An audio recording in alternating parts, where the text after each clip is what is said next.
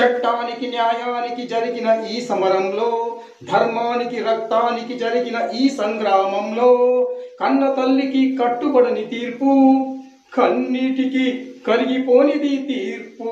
ఇది ఆ దైవమే ఇచ్చిన తీర్పు. తప్ప తప్ప తప్ప నెవర్.